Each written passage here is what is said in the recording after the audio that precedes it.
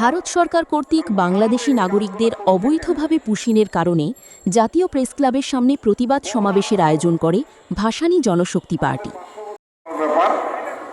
ভারত এই কাজগুলো করছে কেন?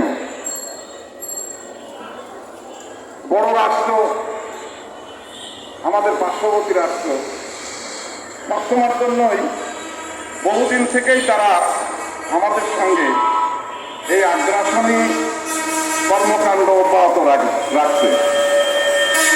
পরবর্তীতে দেখা গেল যে আপনার সর্বশেষে এসে তারা বেশ কিছু আইন পাস করেছে তাদের পার্লামেন্টে। সেসব আইনের আওতায় আপনার বিদেশিদেরকে যারা অনুপ্রবেশকারী হিসাবে যারা ভারতের ভিতরে প্রবেশ করে এবং ঘুরে ফিরে বেড়ায় তাদেরকে তারা গ্রেপ্তার করে।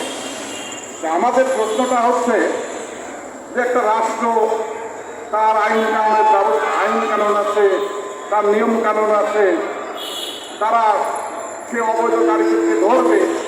আমাদের রাষ্ট্রে অবৈধ মানুষ থাকলে আমাদের রাষ্ট্রেও ধরবে, এটাই আইনের বিষয়।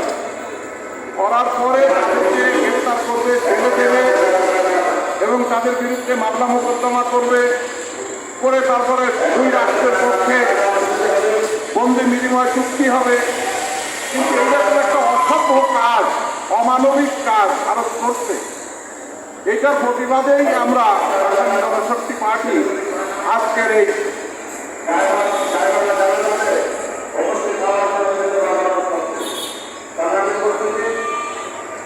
ভাসানী জনশক্তি পার্টি আজকের এই প্রতিবাদে সভা করছে। আমরা বিশেষ করে আমাদের সরকারকে বলতে চাই, আমাদের রাষ্ট্রকে বলতে চাই, আমরা সরকারকে বলতে চাই যে আপনারা এটার একটা কড়া প্রতিবাদ করেন। কারণ নতুজানু হয়ে থাকলে সবসময়ের জন্যই বড় রাষ্ট্র ছোট রাষ্ট্রদের উপরে অনেক ধরনের খারাপ ব্যবহার করে।